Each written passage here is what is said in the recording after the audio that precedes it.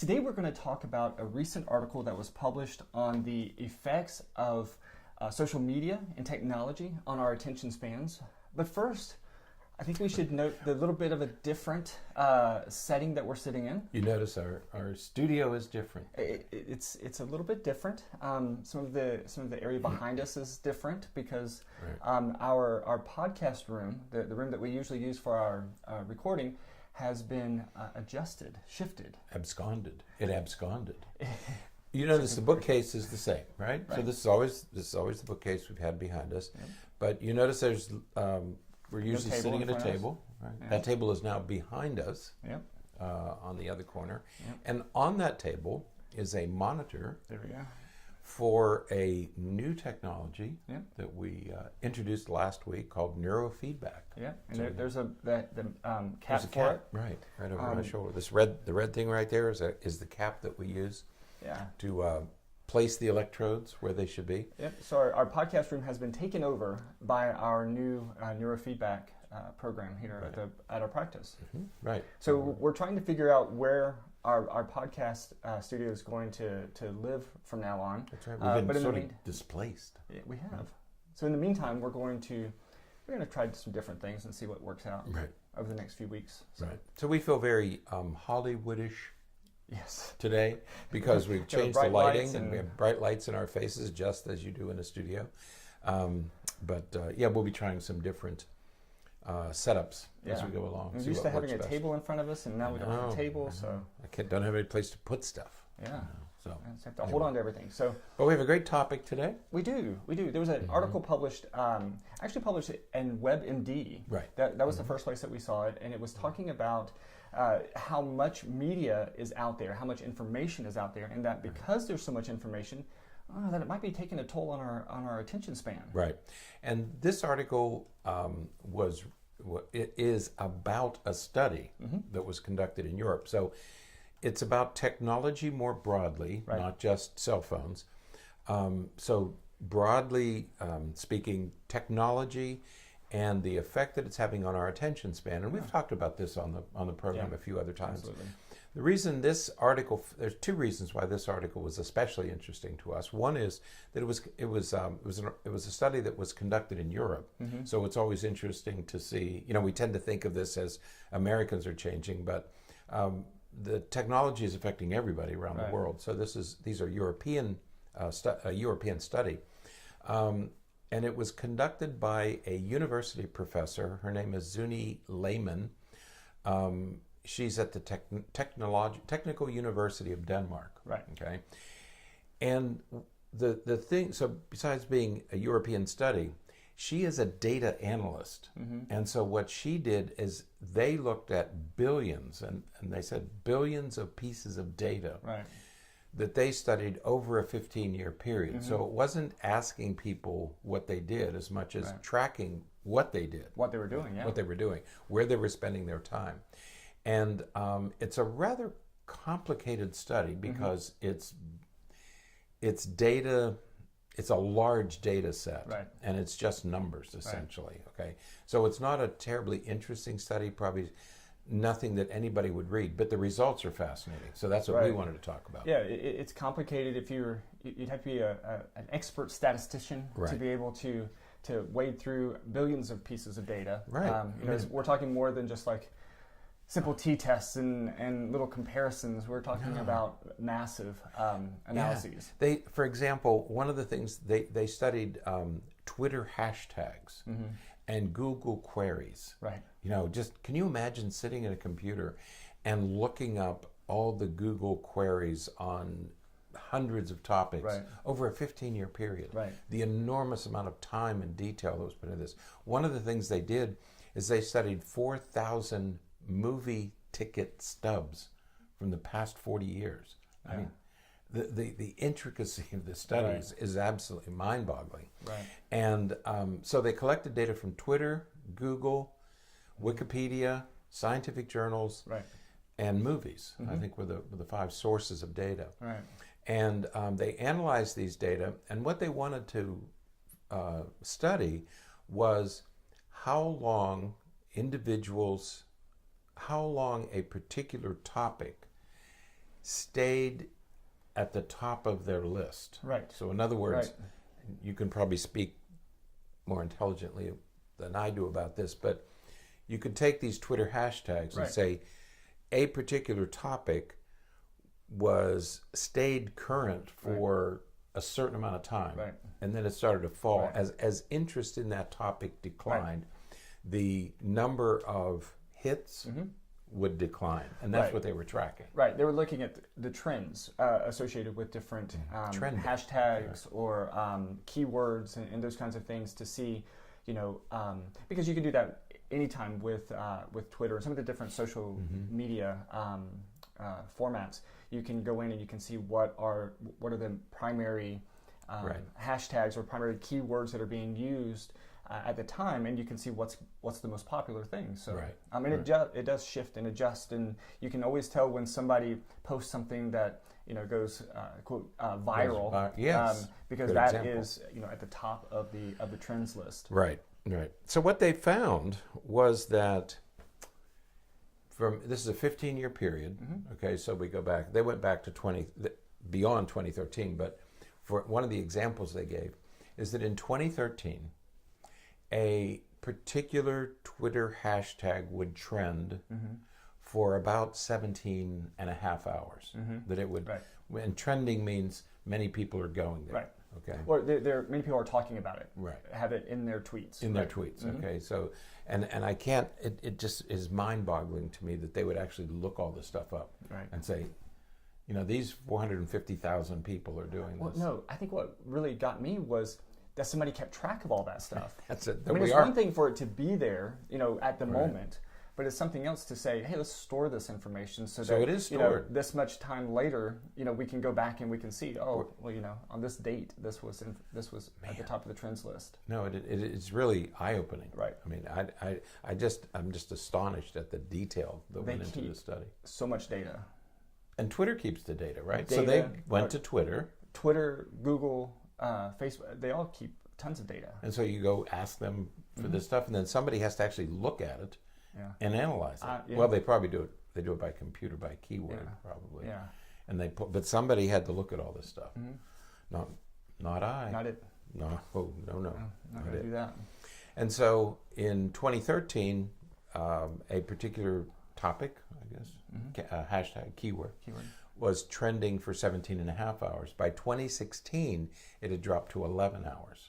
Okay, which they interpreted to mean that people were spending less time. It was the same number of people, but they were spending far less time, almost half, half the time, that things were staying current, which means that they're moving through topics faster.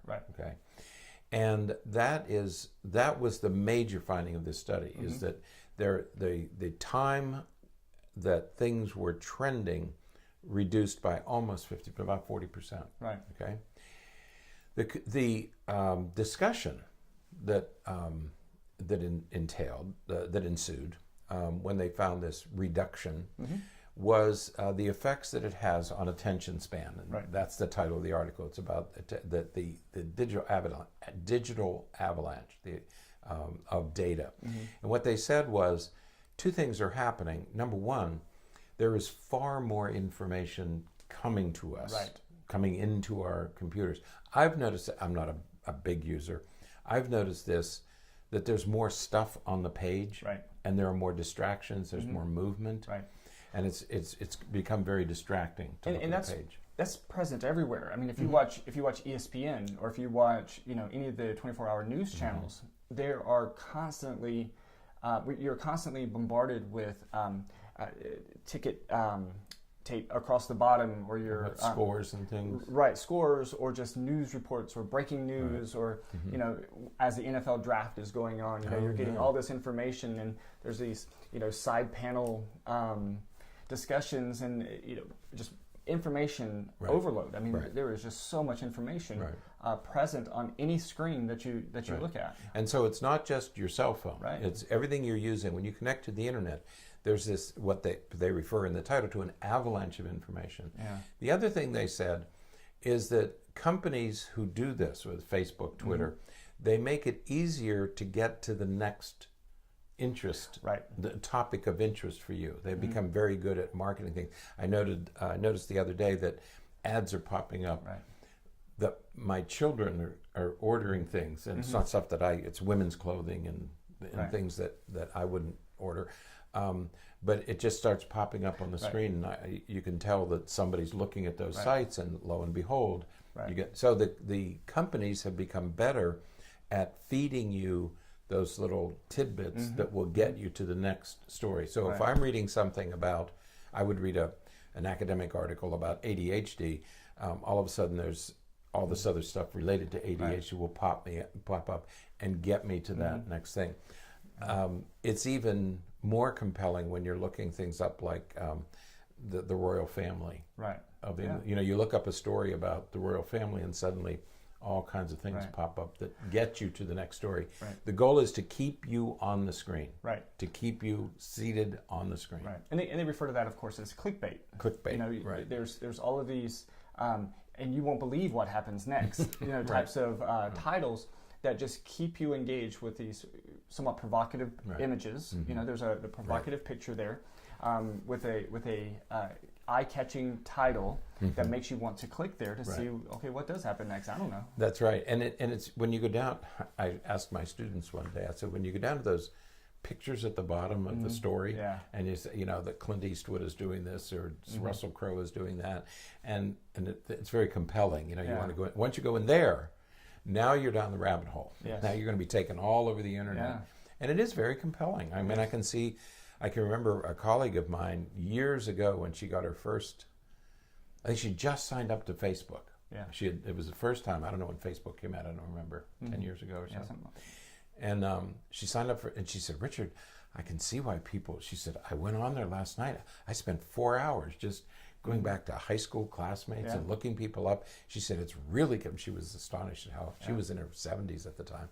She said, it's so compelling to just look around. And she said, I lost myself in that for 4 hours.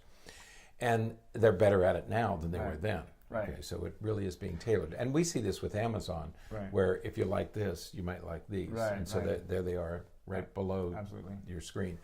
And so, but this is where the issue of the other article that's linked in the show notes is this is where the issue of addiction comes in, because we see those behaviors. We see that people will get stuck on some of these sites, or just stuck in the media itself, and we tend to want to refer to that as an addiction, right? And it's really not.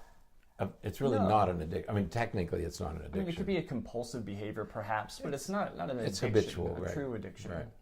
But this first article, the conclusions they made, there were three that I think are of interest to most of us. Right. One is that Richard Restak is a well-known brain specialist, physician, and he wrote a book years ago about the brain. Has stayed current, and he said, like it or not, excessive use of technology changes your brain. I mean, everything we do changes our brain in one way or another. And he said, people who spend a lot of time in technology begin to develop the symptoms that we typically associate with ADHD. Shorter attention span, a little more impulsive, but mainly it's the effect on the attention span. And that seems to be reducing, and these data support that conclusion. Yeah, and again, I think that it's important to note that they are ADHD-like symptoms. It's not creating ADHD, because if you think about it, you have clickbait. Okay, so you're reading through an article and you see this provocative image. You see this eye-catching, maybe even provocative title, and you click on it. Well, that's not really. Maybe it's impulsive, but it's not ADHD impulsive. Right. It's a little bit different. And then you go to that, and as you're reading through, there's another one that catches your eyes, so you click on that one. Right. Yes, it looks like ADHD because it's that impulsive, that your short attention span. You're not reading through the entire article, but it's probably because your experience, like my experience, is that there's no reason to read the entire article, because the entire article probably has nothing to do with what you thought it was going to have to do with. Right. And so you read part of it and then move on to something else. Right. And so, yes, it looks like inattention. Yes, it looks like impulsivity, but it is different.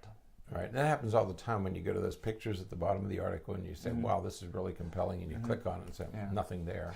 Right. It's like reading those grocery store things that are at the checkout counter, and you think, oh my gosh, the Kardashians are at it again. You read the article. Those are called magazines, by the way. What did I call them? You said things. You said the magazines. grocery store things by the checkout. Sorry, it's early. But anyway, yes, they're ADHD-like, but he makes the point that many more adults are concerned about having ADHD. Right. The rates of ADHD in adults is going up. Right. And again, is it because of technology? Not sure. Right. It's certainly not a neurodevelopmental disorder, but they may have had those tendencies. Subclinical symptoms of ADHD, but suddenly they get immersed in technology and it may exacerbate existing symptoms, and you think you have ADHD. It's probably not the disorder. Authentic, right. It is symptom presentation. There are similar symptoms to ADHD. Yeah, I think that's the differentiation that has to happen. And unfortunately, a lot of times physicians and evaluators, medical professionals, we don't do that. Right. A lot of us don't do that, and it isn't really important that we do, because if you want to make an accurate diagnosis and provide an appropriate treatment, you have to have the right diagnosis. So to differentiate that is really important.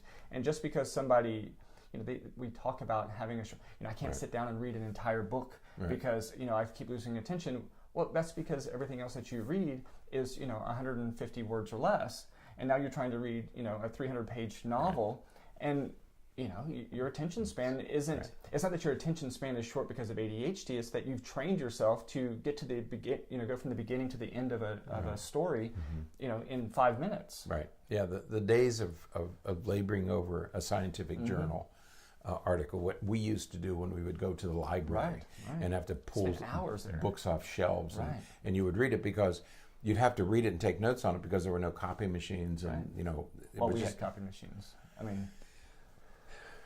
And so you had to take all of your notes and do everything there, and so the whole process was more planful, thoughtful, slow, and you had to have a lengthier attention span to get through it all, and you had to inhibit your impulse to run out of the building and go play, because you couldn't copy the article and take it with you, for example. Right, because the people who had difficulty with those things just didn't get to that point. You didn't. That's right. They weren't in college. They weren't going to that kind of academic rigor. So, and so you have, first of all, yes, you do have symptoms similar to ADHD.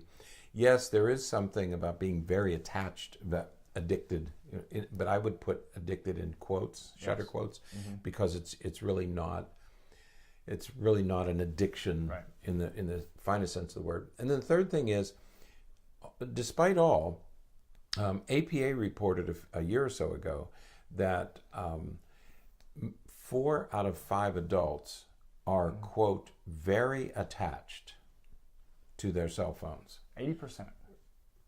Right. Very attached. Very attached. And so, not addicted, but they're very attached, and we all acknowledge that we are very attached to these devices. And I like the word attached better than addicted. Right. Because attached means that you're just that you want it, you're holding on to it as much as you can, using it as frequently as you can.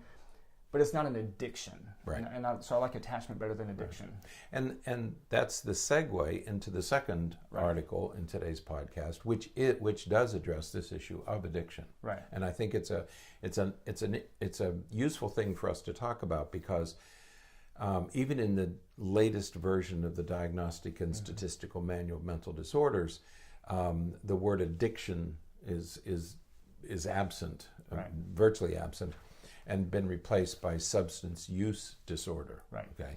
And so even with what we typically think of as classic addictive behaviors are now called substance use disorders.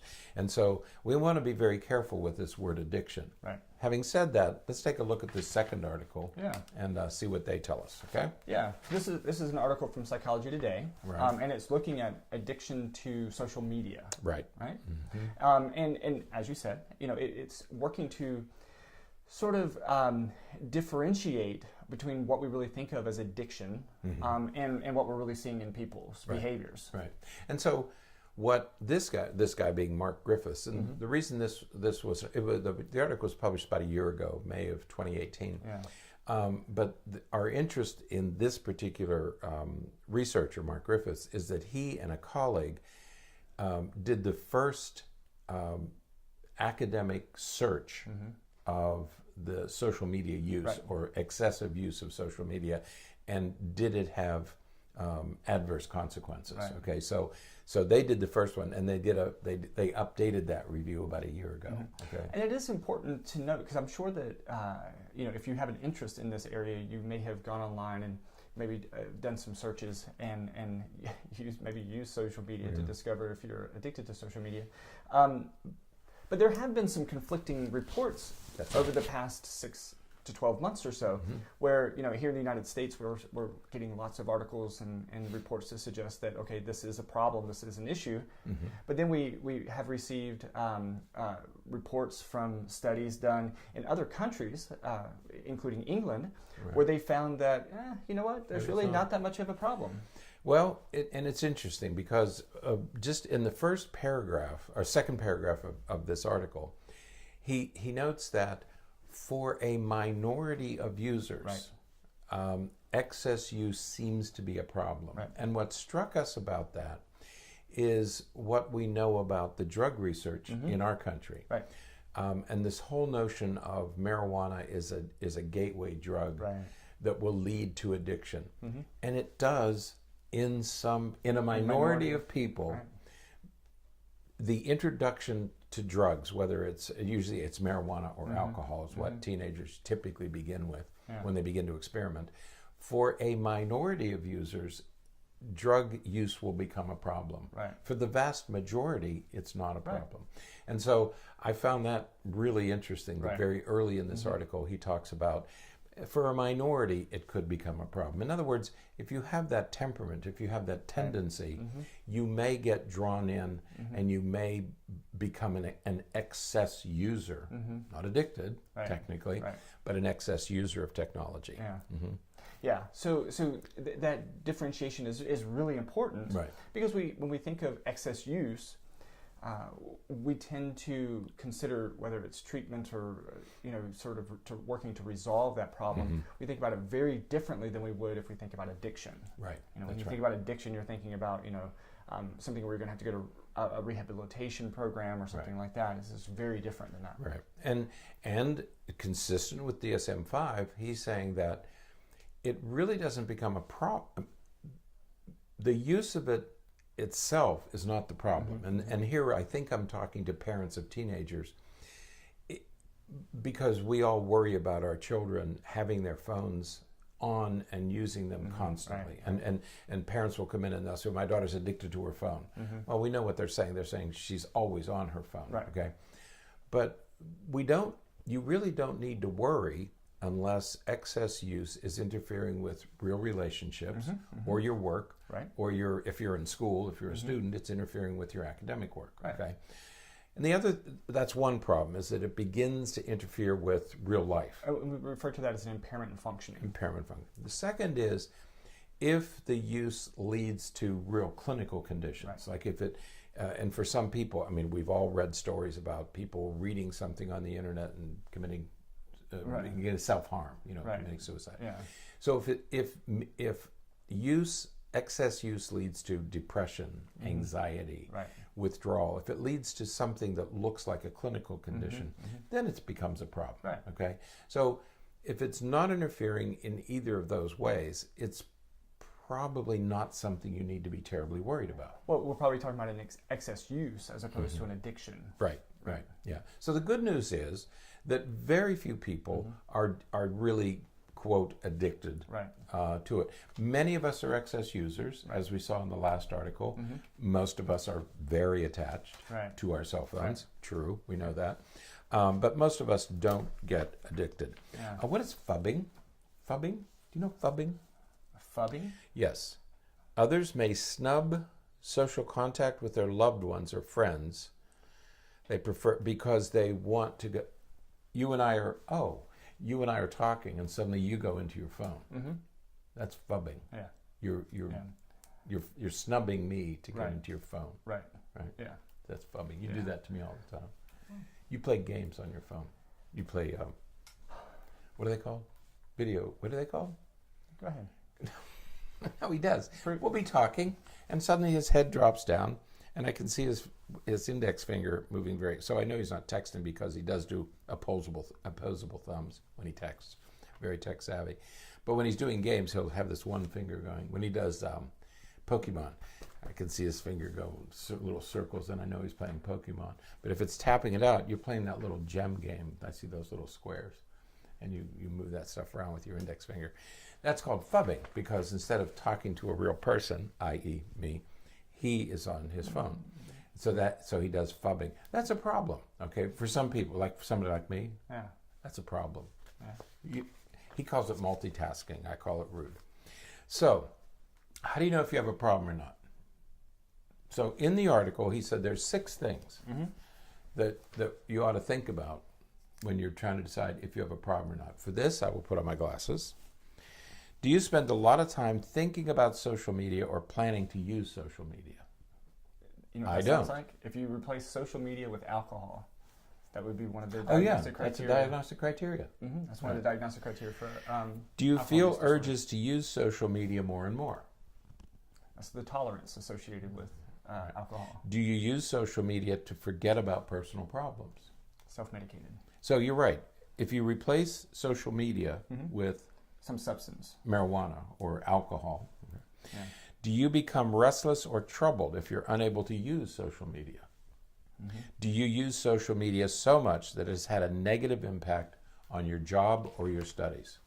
Okay? Yeah. So these are 6 questions that you can ask yourself. Now, some people would apply them to a spouse. For example, they say, I think my spouse does all that stuff. You know, he is always, many people are now coming in and say, well, he comes home from work and he starts playing his video games. Okay. It's interfering with their marriage. Okay, that becomes a problem. Yeah. So when it starts to interfere, it becomes a problem. But as you rightfully point out, these are the kind of criteria that we associate with substance use disorders. Right. And if you replace social media with alcohol, you have the criteria for substance use disorder. So yes, substance use. They call it excess use, and that's really a more accurate term than addiction. Right. Okay, you're using it excessively. Okay, right. So they refer to it. If you answer yes to these questions, they refer to it as habitual social media user. Right. And then they recommend that if you are guilty as charged, if you're starting to move in that direction, that it's time for you to maybe consider some kind of interventions. Right.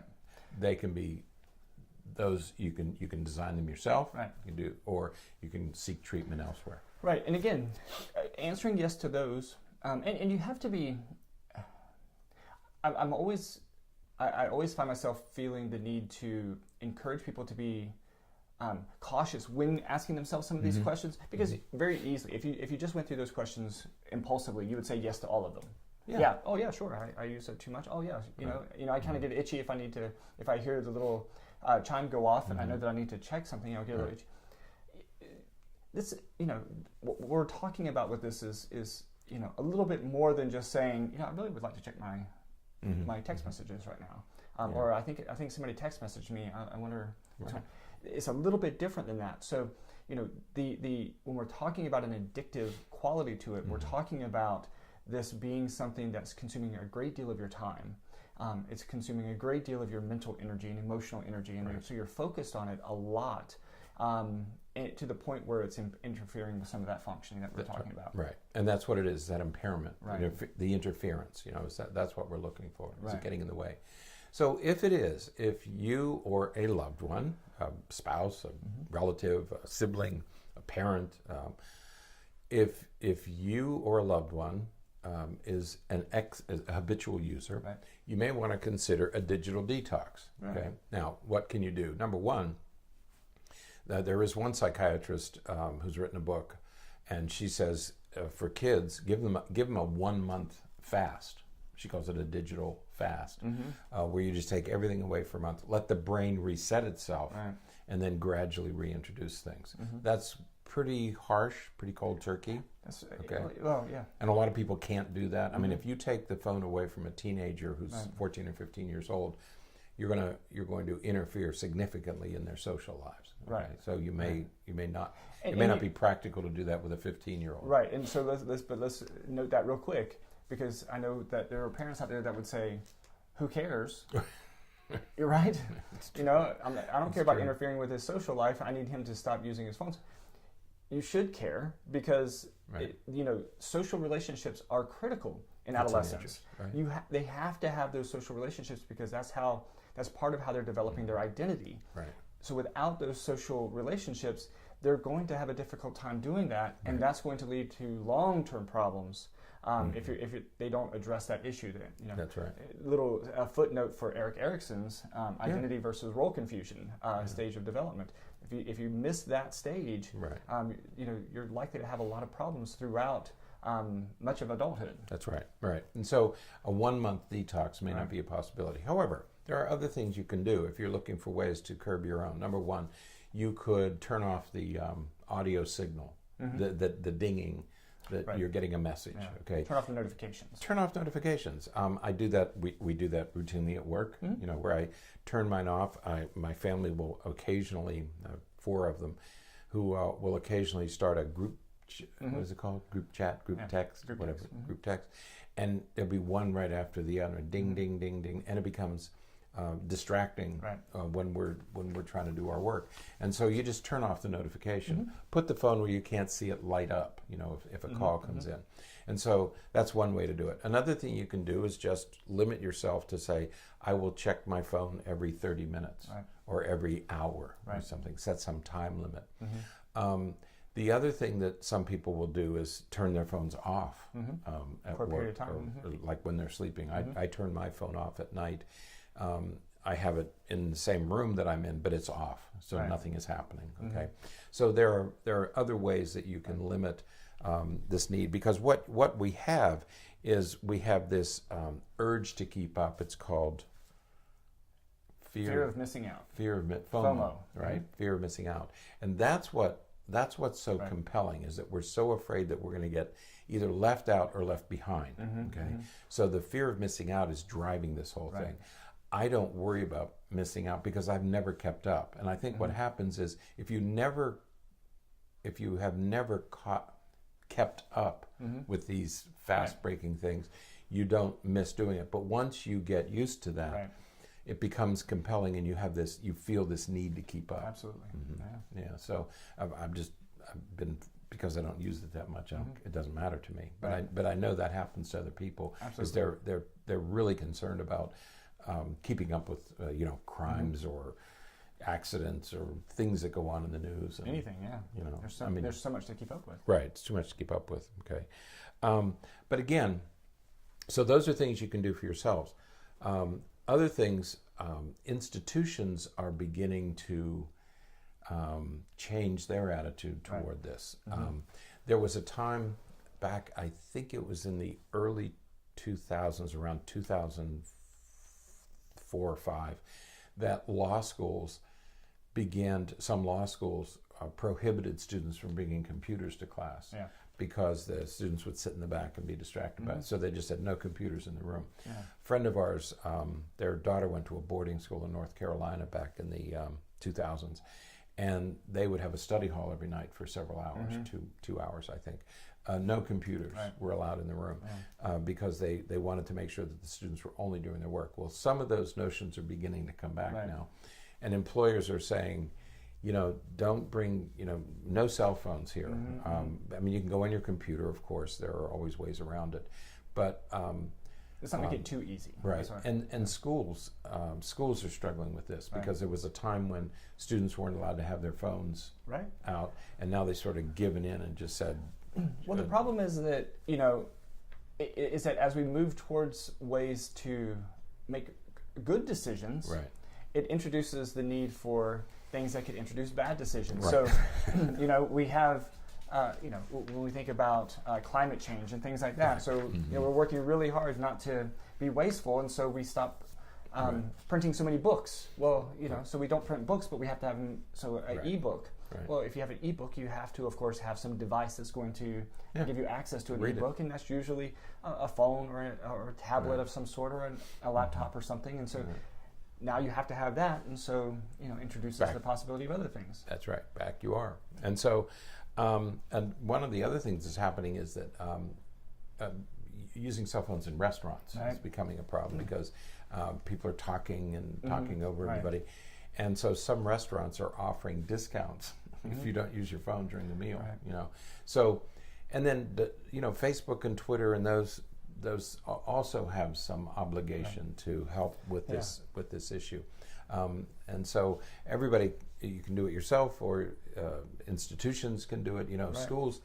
I don't know. There are schools where they're trying to limit the use of cell phones, but unless every teacher imposes that, insists that no, you're not going to use your cell phones in the school, unless everybody does it, it falls apart. So it's been a very difficult thing to police. There's no simple solution.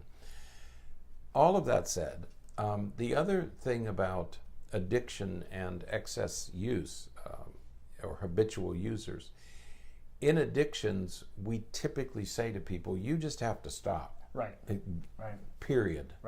There's no, because you know what's going to happen. If you're a cigarette, abstinence is the primary treatment for substance abuse. That's right. You just have to abstain. Period. This is common with smokers. As they'll quit smoking. They'll say, "Well, I'll just have one." Well, that's the first of many. Okay, you're gonna slip right back into the addiction. With media use or technology use, you can't ask for abstinence. It has to be controlled use. Okay, and so it's a very different intervention or treatment, because now we're saying, now I want you to do controlled use, because abstinence is probably not a possibility. Okay, and so it takes a very different kind of treatment, and you really have to rethink things a little. So it's a very different treatment model. For that. So it's a massive issue, and this certainly isn't the last articles, last of the articles that will be published on this issue, or the last of the studies that will be conducted on this issue. There's going to continue to be released, and we'll keep monitoring and see what they say, and the conclusions are, yes, it does interfere with your attention. It is changing our attention spans. I think everybody's clear about that. We know about texting and driving and so I think that's clear that yes, it is changing. But the solutions, it's really not an addiction. Okay, it's not a classic addiction, but it is habitual use. And if that interferes with other things you should be doing, then it's a problem. If it doesn't, if there are lots of people, we use the example in class all the time, that just because I have 2 drinks every night doesn't make me an alcoholic. Absolutely. Well, I can have 1 drink and be an alcoholic. I can have 4 drinks and not be an alcoholic. And so we have to be careful about how we're using these terms. Absolutely. Absolutely. But be careful your cell phone use doesn't get in the way of real life. Real life, we all agree, is more important than technology. So limit your technology so that it doesn't interfere. Absolutely. So, all right. Well, that is it for today. You can get the link to both of those articles in the show notes, and check it out, and let us know if you have any questions or anything. So, all right. As always, that's it for today. Until next time, stay happy, stay healthy, and forget to be afraid.